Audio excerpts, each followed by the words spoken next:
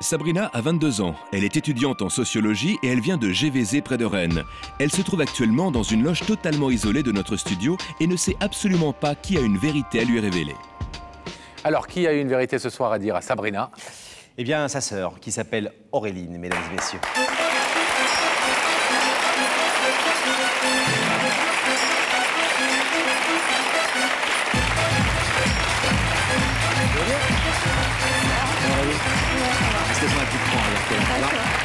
Bonsoir Auréline, asseyez-vous. Pardon. Bonsoir. Ça va? 19 ans, Auréline. Ouais. Et la jeune fille qu'on a vue dans la loge tout à l'heure, c'est votre sœur, un peu plus âgée que vous, Sabrina, 22 ans. Vous êtes fâchée depuis combien de temps?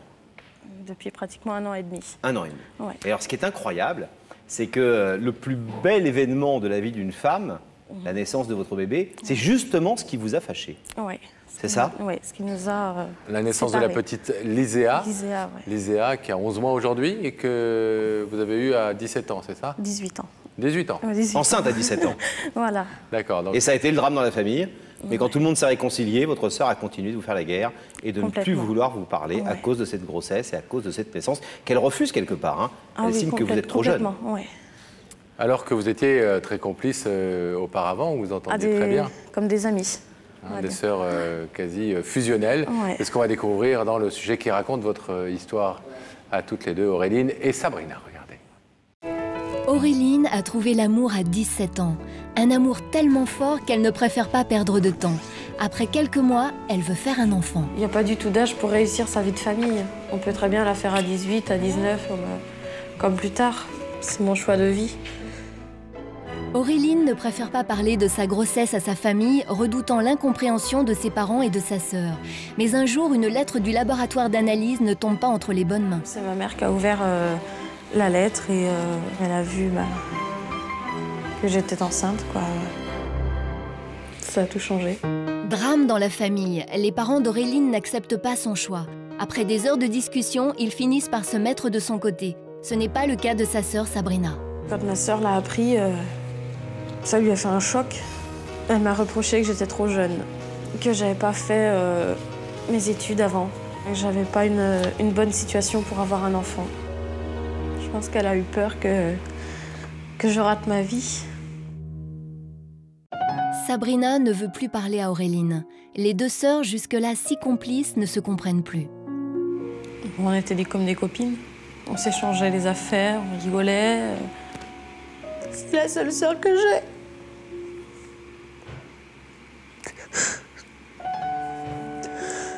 J'ai l'impression que je l'ai perdue. Auréline ne peut pas être heureuse sans sa sœur. Comment faire pour lui expliquer que son enfant fait tout son bonheur? Ce que j'aurais envie de lui dire, c'est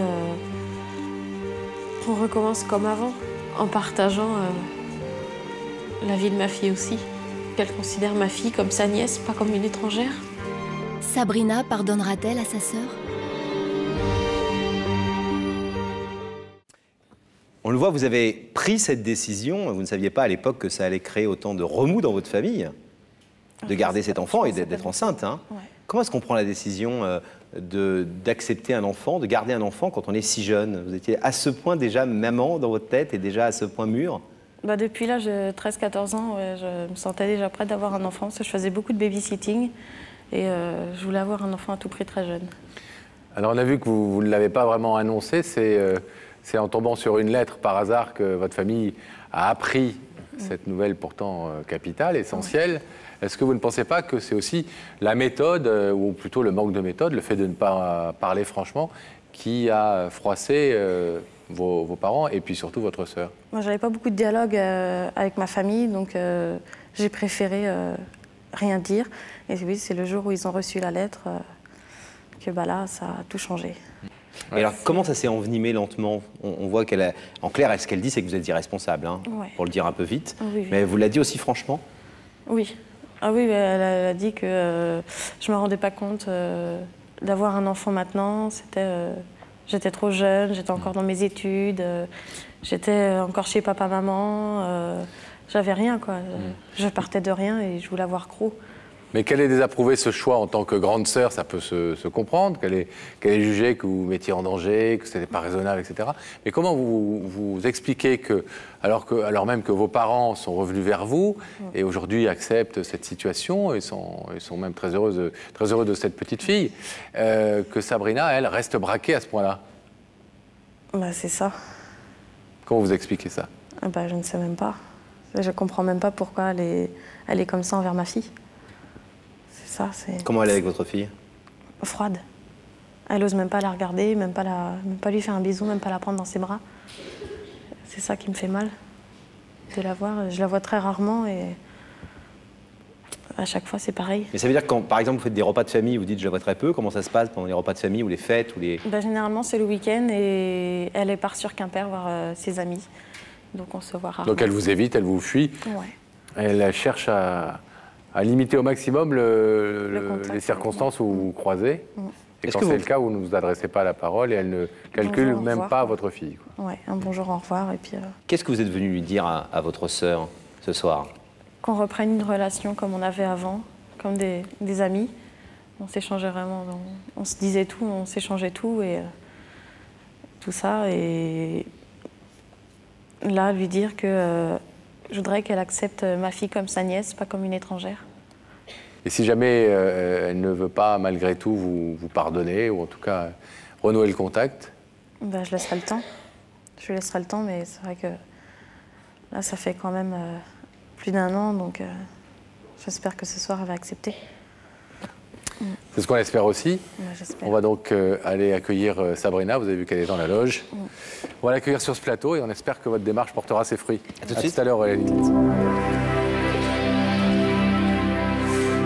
pendant que le rideau se referme, on rétablit la connexion visuelle avec la loge devant laquelle se trouve Sam, prêt à demander à Sabrina de nous rejoindre sur le plateau. Bonsoir Sabrina. Bonsoir. Enchanté. Je vais vous demander de vous lever s'il vous plaît. Oui. Vous allez bien, vous allez de bien vouloir me suivre. Et comme vous le savez, la vérité est au bout du couloir. Oui. Par ici.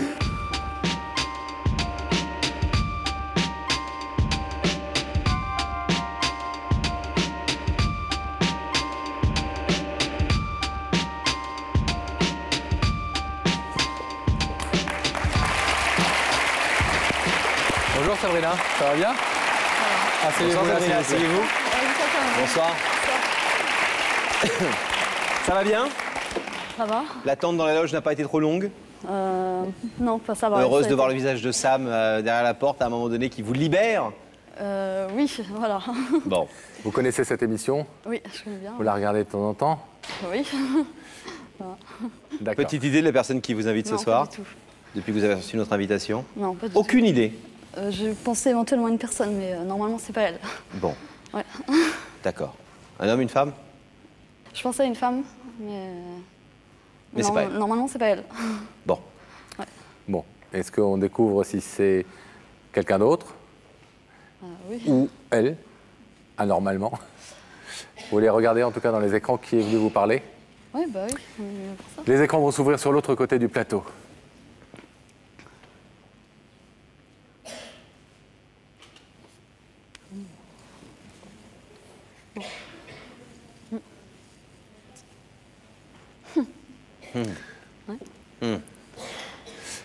Vous n'avez pas l'air très réjoui de voir ce visage. Non, parce que c'est cette personne que je pensais et que j'avais déjà dit que je préférais en parler à l'extérieur, surtout qu'elle sait qu'elle peut m'appeler et que je ne dirais pas non. Donc je voulais pas en parler sur un plateau de télévision. Donc,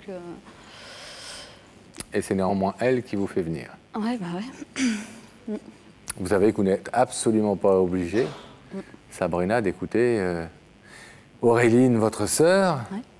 Votre petite sœur. Vous êtes totalement libre. Mais vous pouvez aussi faire le choix de l'écouter. Et de profiter de cet espace de médiation pour faire quelque chose que vous n'avez pour l'instant pas fait entre vous. Aurélie nous disait tout à l'heure, parce qu'on connaît votre histoire évidemment, qu'elle n'osait pas vous en parler, elle avait du mal à exprimer ce qu'elle avait sur le cœur, qu'elle vous aimait, qu'elle voulait vous parler et que c'était pas évident de vous parler dans la vie réelle, si j'ose dire, et que bizarrement, sur un plateau de télé, il y a une sorte de sacralisation de la parole qui fait que, ce qui arrive très souvent d'ailleurs sur le plateau d'Il y a que la vérité qui compte, eh bien, on dit des choses qui sont peut-être de manière qui sont plus solennelles et donc plus entendues et peut-être plus formalisées. Ouais, on va écouter. Merci pour elle. Auréline. Bonsoir. Voilà. Excuse-moi de t'avoir quand même menti. Mais si je t'ai fait venir ce soir sur ce plateau, c'est pour qu'on change notre relation, qu'on reprenne de celle qu'on avait avant. Parce que j'en ai marre. Je supporte pas de ne pas te voir.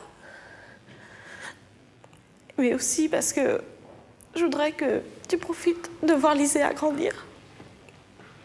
Elle va avoir 1 an. T'as raté plein de choses. Ses premiers sourires. Son premier 4 pas, tout. Et là, je voudrais ce soir que tu souffles aussi avec elle sa première bougie. Tu vois, c'est ça qui me pèse sur le cœur. Je n'arrivais pas à te le dire avant. J'ai voulu beaucoup de fois t'en parler, mais ça sortait pas. Et ce soir, je voudrais quand même que tu ouvres le rideau. Pour moi, pour Lyséa. Donc s'il te plaît, accepte. Et je voudrais surtout une chose, que tu comprennes ma décision. Que tu acceptes Lyséa comme ta nièce et pas comme une étrangère.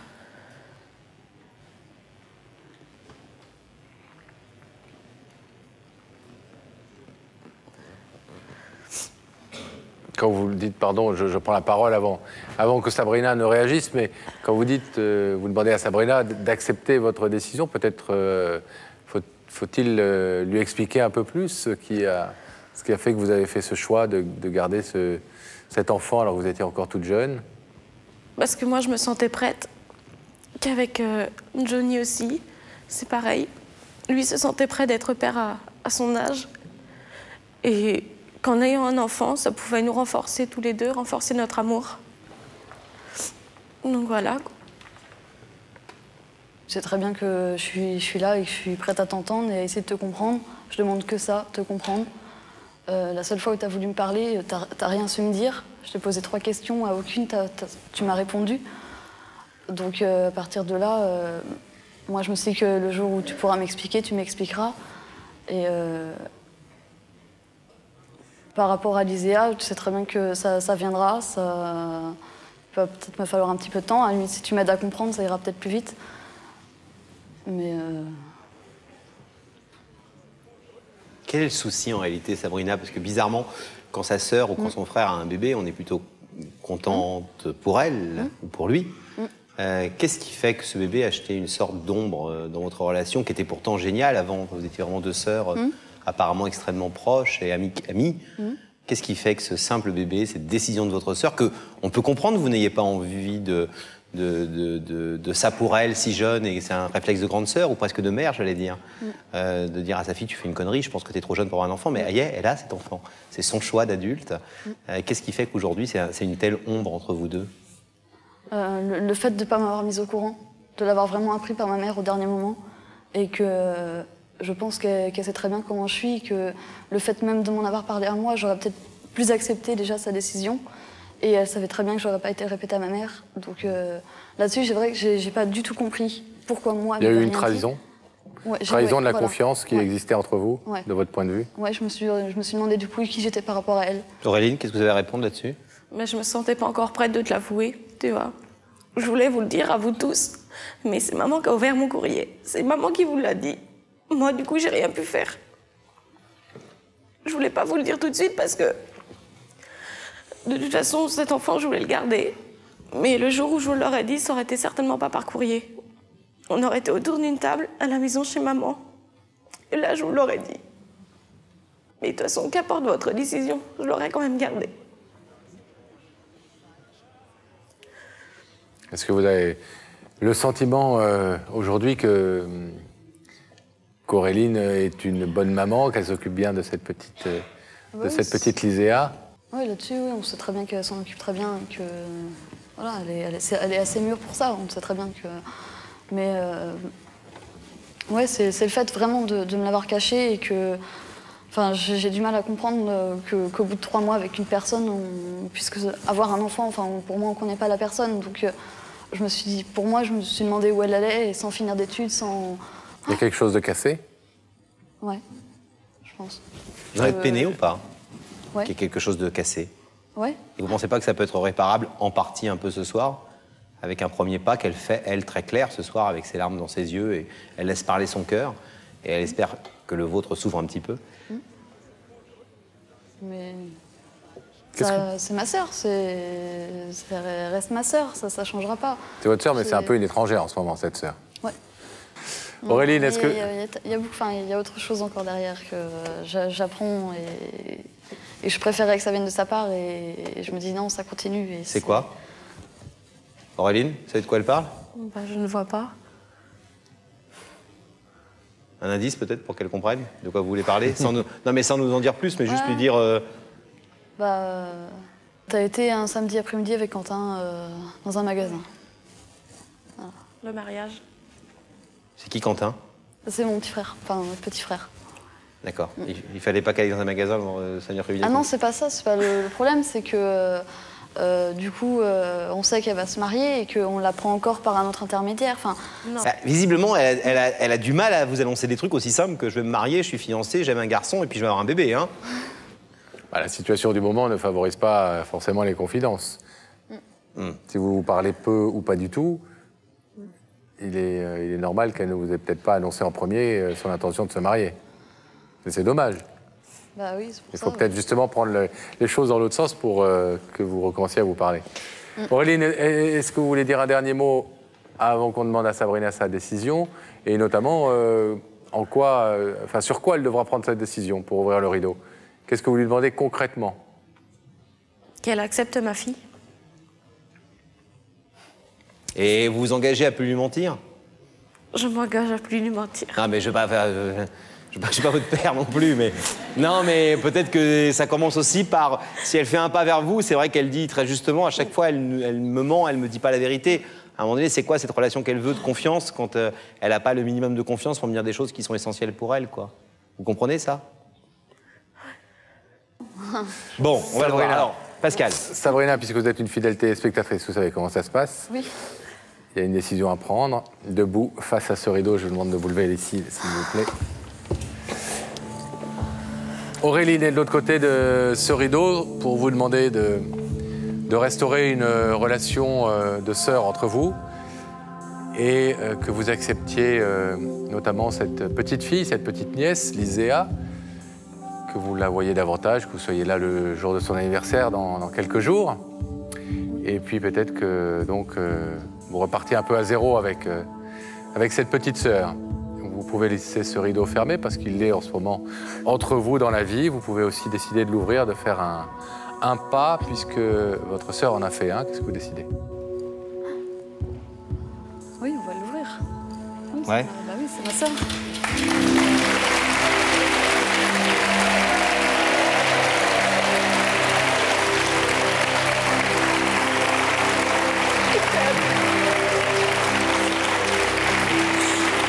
Bon, c'était le dernier mensonge.